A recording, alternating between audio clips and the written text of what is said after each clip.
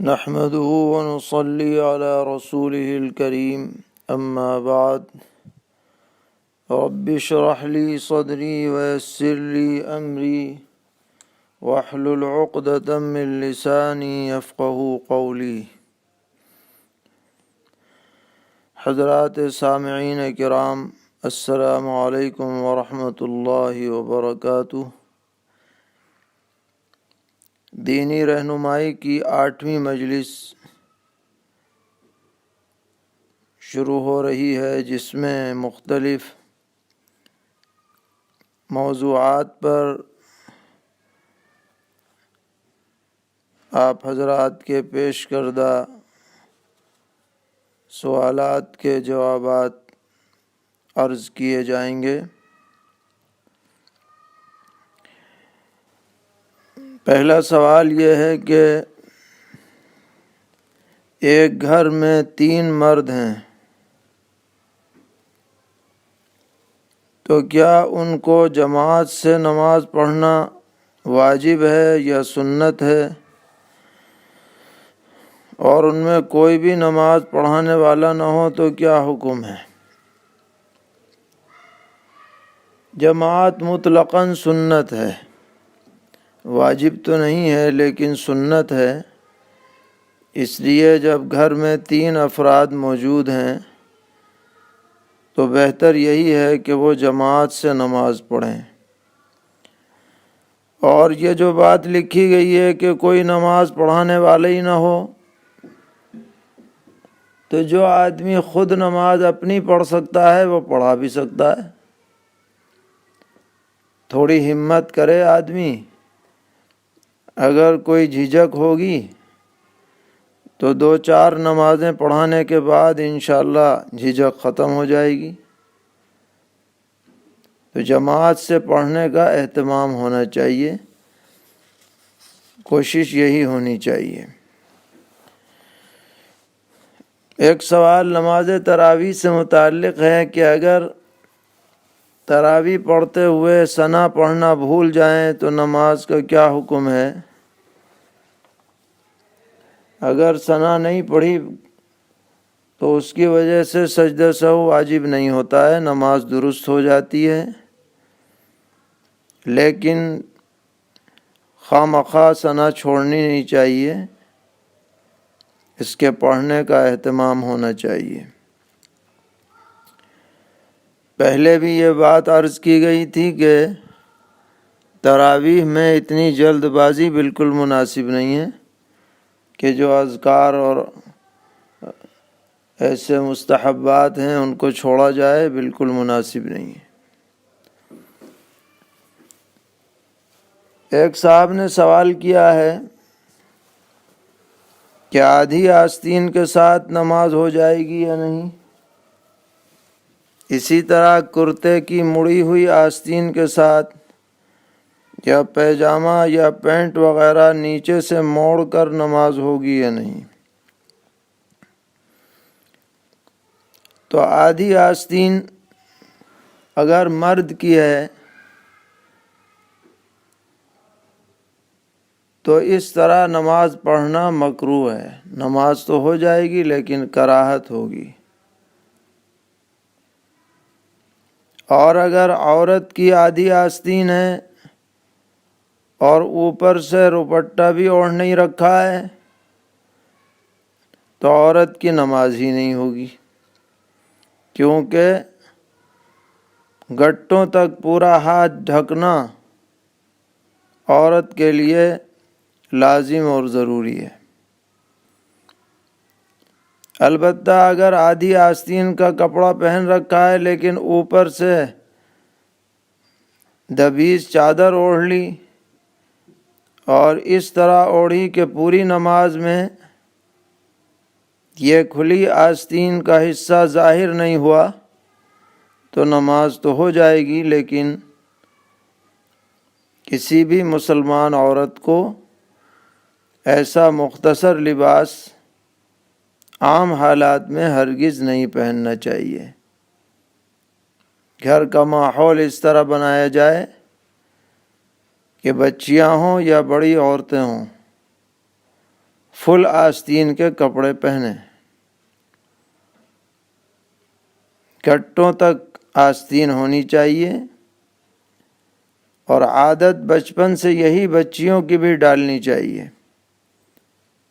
نماز کا ہو جانا اوپر سے چادر اوڑھ کر کے الگ بات ہے، اور گھر کی مستورات کی معاشرت اور ان کا رہن سہن اور ان کی لباس اور پوشاک کا شرعی دائرے میں رہنا، یہ مستقل ایک حکم ہے جس کے اوپر ضرور توجہ دینی چاہیے۔ ایک سوال اسی میں یہ بھی ہے کہ کرتے کی آستین مڑی ہوئی ہے، جیسے کہ بسا اوقات لوگ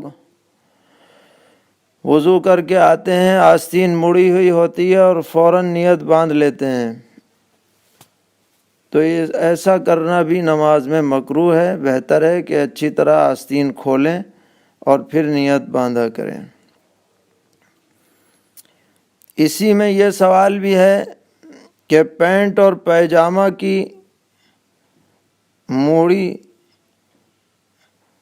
موہری جو ہے اوپر چڑھا کر کے نماز پڑھنا، تو یہاں دو باتیں سمجھنے کی ہیں۔ ایک بات تو یہ ہے کہ مرد کے لیے ٹخنے کھول کر کے نماز پڑھنے کا حکم ہے۔ نماز پڑھنے کیا، ہر حالت میں اس کے ٹخنے کھلے رہنے چاہیے، نماز میں خاص طور پر۔ اب ٹخنے کھولنے کی اصل شکل تو یہ ہے کہ اتنی لمبی اور نیچی پینٹ یا پیجامہ سلوایا ہی نہ جائے، پہلے سے اس کا اہتمام ہو، اور اگر بالفرض اہتمام نہیں ہے تو اوپر نیفے سے اسے کھونسا جائے تاکہ یہ موڑنے کا معاملہ ہی نہ رہے۔ لیکن اگر صورتحال ایسی ہے کہ اوپر سے اسے کھوسا نہیں جا سکتا، تو اب ٹخنے ڈھک کر کے پڑھیں گے تو مکروہ تحریمی ہے، اور اگر پائچہ موڑ کر کے پڑھیں گے تو مکروہ تحریمی تو نہیں ہے لیکن خلاف اولا ضرور ہے، اور مکروہ تحریمی سے بچنے کے لیے خلاف اولا کو اختیار یہاں پر کیا جائے گا تاکہ تحریمی کے ارتکاب سے آدمی بچے۔ لہذا جو لوگ یہ کہتے ہیں کہ موہری موڑنا بالکل منع ہے اور اس طرح بالکل نماز نہیں پڑھنی چاہیے، ان کی یہ بات صحیح نہیں ہے۔ صحیح یہی ہے کہ اگر اتنا لمبا پیجامہ ہے کہ بغیر موڑے ٹخنا کھل نہیں سکتا تو موڑ ہی کے نماز پڑھی جائے گی تاکہ کراہت تحریمی سے حفاظت رہے۔ ایک سوال یہ کیا گیا ہے کہ وتر کی نماز کے بعد جو 2 رکعت پڑھی جاتی ہیں، یہ بیٹھ کے پڑھنی افضل ہے یا کھڑے ہو کے؟ تو جناب رسول اللہ صلی اللہ تعالی علیہ وسلم سے تو یہ بیٹھ کر پڑھنی ثابت ہیں۔ کئی روایتوں میں یہ مضمون ہے کہ آپ وتر کے بعد 2 رکعت بیٹھ کر نماز ادا فرماتے تھے، لیکن اس کی 2 توجیہات کی گئی۔ ایک توجیہ تو یہ کی گئی کہ یہ اخیر عمر کی روایت ہے، جب آپ کو ضعف لاحق ہو گیا اور لمبی تہجد کی نماز کے بعد کچھ تھکاوٹ ہو جاتی تھی، اس لیے آپ یہ 2 رکعت بیٹھ کے پڑھتے تھے۔ لہذا جو کوئی عذر کی وجہ سے بیٹھ کے پڑھے تو اس میں کوئی حرج ہے ہی نہیں۔ دوسری بات یہ کہی گئی کہ نبی اکرم علیہ الصلاۃ والسلام کی خصوصیات میں سے یہ ہے کہ آپ اگر بیٹھ کے بھی نماز پڑھیں گے تو ثواب آپ کو کھڑے ہو کر نماز پڑھنے کا ملے گا۔ آپ کی تعظیم اور آپ کے احترام میں یہ حکم ہے۔ لیکن عام مسلمانوں کے لیے ضابطہ یہ ہے کہ نفل نماز اگر بلا عذر بیٹھ کے پڑھیں گے تو کھڑے ہونے کے مقابلے میں آدھا ثواب ملتا ہے۔ لہذا جو حضرات استطاعت رکھتے ہیں، کوئی بیماری نہیں ہے، کوئی تھکاوٹ نہیں ہے، کوئی کمزوری نہیں ہے، ان کے لیے بہتر یہی ہے کہ وہ وطر کے بعد اگر نماز پڑھیں تو کھڑے ہو کر ہی پڑھیں۔ ہاں کوئی عذر ہے تو بیٹھ کے پڑھ لیں تو کوئی حرج نہیں، ہمارے فتاوی میں یہی بات لکھی گئی ہے۔ ایک صاحب نے سوال کیا ہے رنگون سے کہ کورونا بیماری سے نجات کی غرض سے قنوت نازلہ پڑھ سکتے ہیں یا نہیں، اور پڑھیں گے تو کب پڑھیں گے، کن نمازوں میں؟ تو ہمارے فقہا میں ایک بڑے فقیہ ہیں علامہ ابن نجیم رحمۃ اللہ علیہ، انہوں نے ایک کتاب لکھی ہے الاشباح والنظائر، جو ہمارے مدارس میں پڑھائی بھی جاتی ہے۔ اس کے اندر آپ نے ایک باب وباؤں سے متعلق قائم کیا ہے، جس میں وباؤں سے متعلق مسائل ذکر فرمائے ہیں، کچھ بحثیں ذکر فرمائی ہیں۔ انہی کے اندر یہ بات لکھی گئی ہے کہ کوئی وبائی مرض طاعون وغیرہ اگر پھیل جائے تو قنوت نازلہ پڑھی جا سکتی ہے، اور احناف کے ہاں قنوت نازلہ پڑھی جائے گی فجر کی نماز میں آخری رکعت میں رکوع سے اٹھ کر قومے کی حالت میں سجدے میں جانے سے پہلے قنوت پڑھی جائے، اور اس کے ساتھ وہ دعائیں بھی شامل کر لی جائیں جن میں امراض سے اور وباؤں سے پناہ مانگی گئی ہے، وہ دعائیں بھی اس کے اندر شامل کر لی جائے۔ ایک سوال یہ کیا گیا کہ ہمارے ہاں گھر میں جماعت ہو رہی ہے، لیکن عشاء کی نماز تکبیر کے بغیر ادا کر لی، پھر تراویح بھی پڑھ لی، تکبیر کا مطلب اقامت نہیں کہی گئی، تو ہماری عشاء اور تراویح کی نمازیں صحیح ہوئی یا نہیں ہوئیں؟ جواب ہے کہ سب صحیح ہو گئیں، لیکن آئندہ اہتمام کریں کہ اقامت کے ساتھ نماز پڑھی جائے جماعت والی، بلکہ تنہا نماز میں بھی اقامت کہہ لو تو بہتر ہوتا ہے۔ لیکن چونکہ یہ نماز سے باہر کی ایک چیز ہے، اس لیے نماز فی نفسی ہی درست ہو جاتی ہے، اور اقامت کہہ دیں تو اور بہتر رہتا ہے۔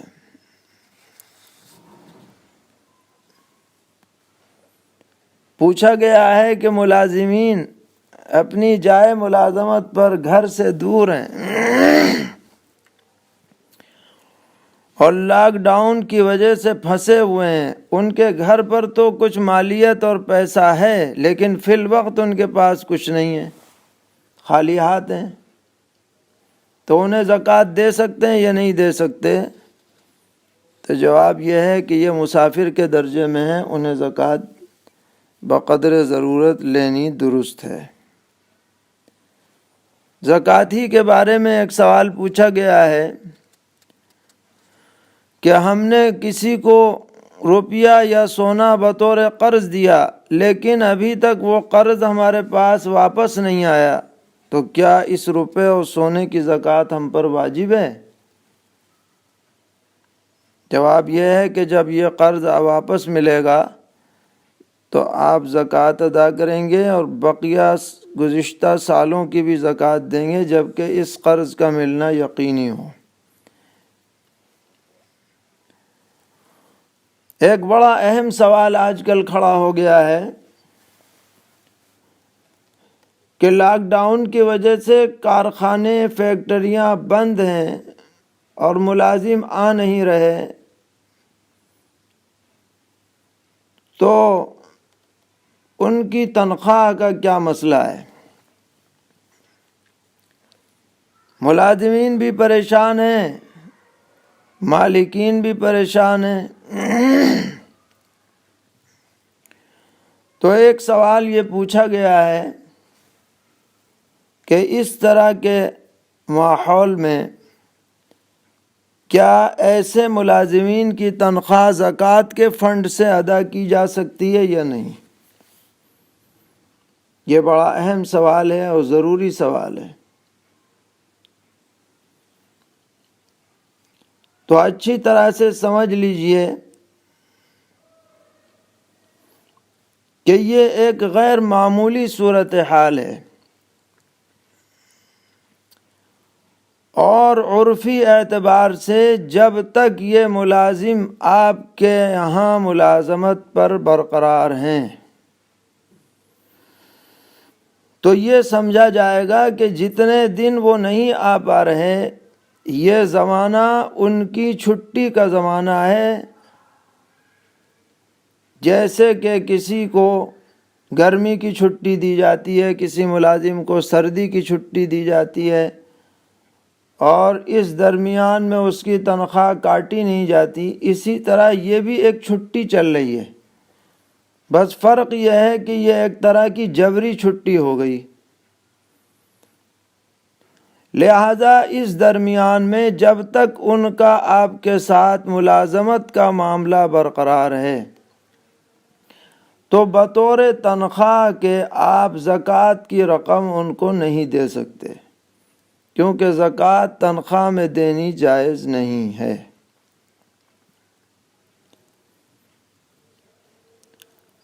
البتہ ایک شکل ہو سکتی ہے، وہ یہ ہے کہ ان ملازمین میں سے جو لوگ مستحق زکوٰۃ ہیں، کمزور ان کی حالت ہے معاشی اعتبار سے، ان کو آپ فی الوقت تنخواہ نہ دے کر زکوٰۃ کی رقم سے ان کی مدد کریں، لیکن ان کی تنخواہ آپ پر ادھار رہے گی۔ جب حالات درست ہو جائیں گے تو آپ بالاقساط قسطوں میں تھوڑا حصہ مقرر کر کے ان کی تنخواہ ادا کیجیے گا۔ لیکن تنخواہ کے علاوہ فوری طور پر اگر آپ انہیں ان کی مدد کرنا چاہتے ہیں تو بطور تنخواہ نہیں بلکہ بطور تعاون ان کی مدد ہو سکتی ہے، مگر ان کی تنخواہ اپنی جگہ پر رہے گی۔ آپ کو جب موقع ہو ان کے ساتھ معاملات کو طے کر کے بعد میں ان کی ادائیگی کی فکر ہونی چاہیے۔ ایک سوال صدقۃ الفطر کے بارے میں ہے کہ صدقۃ الفطر کتنا نکالا جائے گا؟ کیا 10-12 گھر والے مل کر فطرے کی رقم اکٹھا کریں اور راشن لے کر غریبوں کو تقسیم کر سکتے ہیں؟ فطرے کے بارے میں یہ سمجھنا چاہیے کہ اگر گیہوں کے ذریعے سے یا گیہوں کے آٹے کے ذریعے سے نکالا جائے تو تقریباً 1.25 کلو کا حساب ہوتا ہے، اور ہمارے یہاں مراد آباد میں مدرسہ شاہی کی طرف سے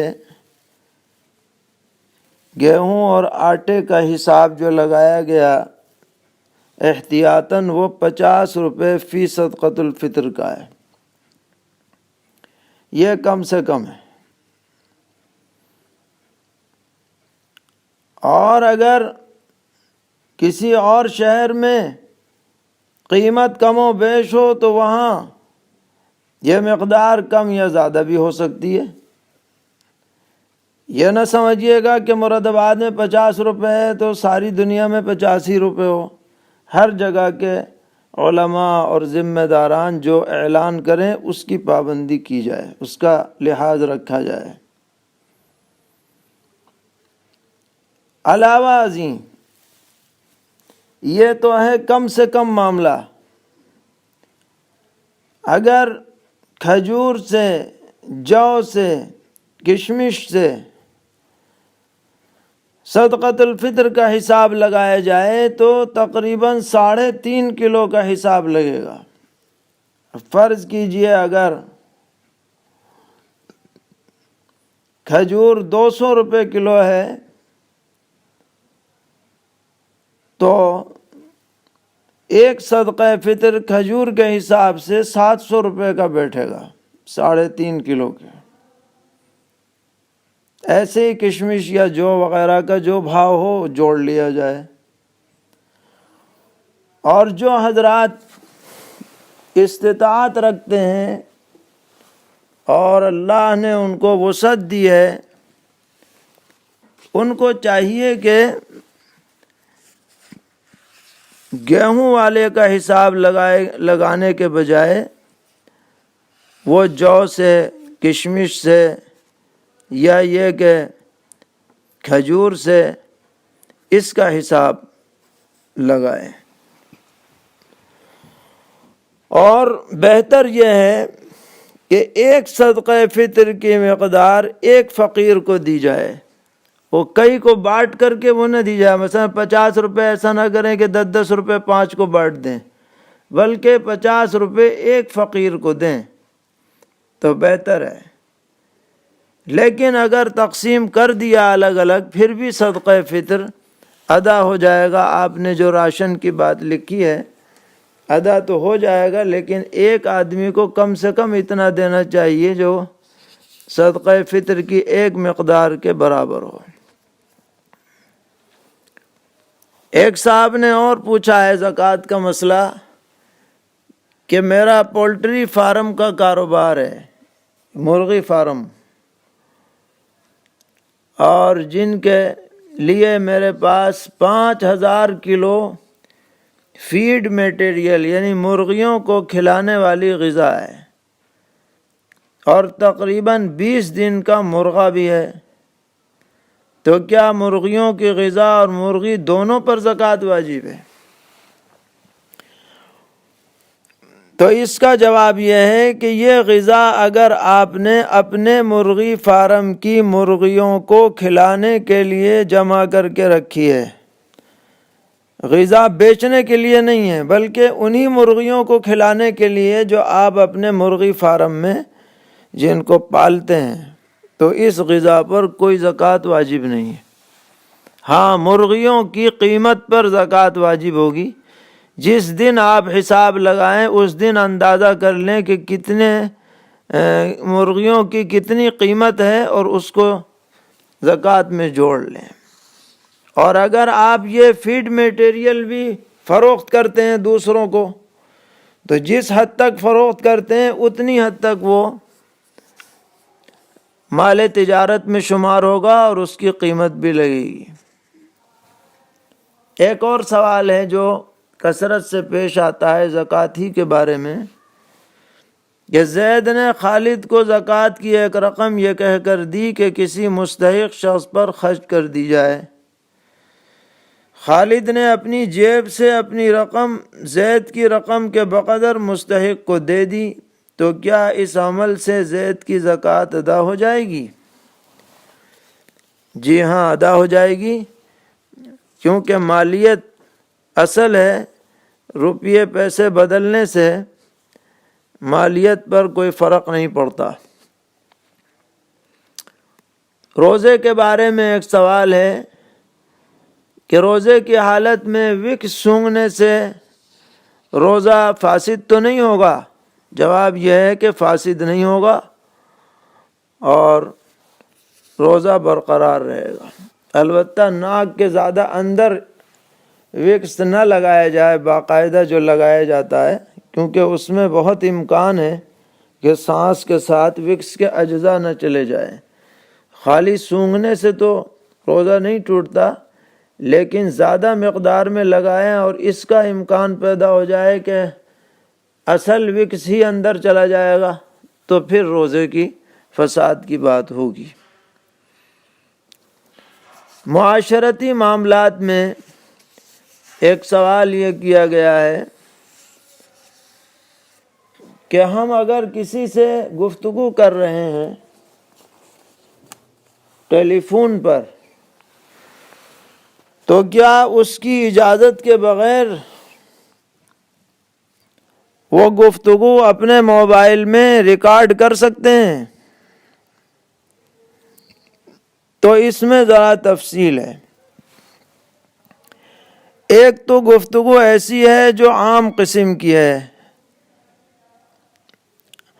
اور جس کو محفوظ رکھنے میں کسی کو کوئی اشکال نہ ہو، بعد میں اگر پتہ بھی چل جائے اس بات کرنے والے کو تو وہ بھی اسے برا نہ سمجھے۔ مثال کے طور پر آپ نے کسی مفتی صاحب سے کوئی مسئلہ پوچھا، عام قسم کا مسئلہ تھا جو وہ سب کو بتا دے، آپ کو بھی بتا دیا، تو اسے آپ ریکارڈ کر کے رکھ لیں اس مسئلے کو، تو اس پر مفتی صاحب کو بھی کوئی اشکال نہ ہوگا۔ لیکن اگر کوئی ذاتی گفتگو ہے یا ایسی گفتگو ہے جس کا تعلق کسی اختلافی اور نزاعی معاملے سے ہے، تو اس طرح کی گفتگو کو ٹیپ کرنا بغیر اجازت کے یہ خیانت میں داخل ہو جائے گا، اس لیے کہ ٹیپ کرنے کے بعد اس کا بہت امکان ہے کہ وہ دوسری جگہ منتقل کر دی جائے، جس سے فتنہ اور فساد میں اور اضافہ ہو جائے، اور ایسا بکثرت ہوتا رہتا ہے کہ لوگ اجازت کے بغیر کسی کی بھی گفتگو جو اس نے بے تکلفی میں کی ہے، اپنائیت میں کی ہے، اپنا رازدار سمجھتے ہوئے کی ہے، وہ سوشل میڈیا پر وائرل کر دی جاتی ہے، جس کی وجہ سے ایک آگ بھڑک جاتی ہے۔ یہ بہت بڑی خیانت کی بات ہے، بہت بڑی فتنہ انگیزی کا معاملہ ہے۔ نبی اکرم علیہ الصلاۃ والسلام نے فرمایا کہ ان المجالس بالامانہ، مجالس کی بھی امانت ہوتی ہے۔ آپ نے فرمایا کہ جب کوئی تم سے گفتگو کرے اور گفتگو کرنے سے پہلے دائیں بائیں دیکھے تو سمجھ لو کہ وہ گفتگو رازدارانہ کرنا چاہتا ہے، اس بات کو کسی دوسرے سے اس کی اجازت کے بغیر نقل کرنا جائز اور درست نہیں ہے۔ اس لیے ایسی باتوں سے ہر مسلمان کو بہرحال بچنا چاہیے۔ کسی بھی فتنے کے اشاعت میں پھیلانے میں کسی بھی مسلمان کو ہرگز حصہ نہیں لینا چاہیے۔ اللہ تعالی ہم سب کی حفاظت فرمائے اور ہمیں تا زندگی دین پر استقامت عطا فرمائے، شرور اور فتن سے محفوظ رکھیں، اپنی رضا اور خوشنودی سے مالا مال فرمائیں۔ وصلی اللہ تعالی علی خیر خلقہ محمد وآلہ وصحبہ اجمعین برحمتک یا ارحم الراحمین۔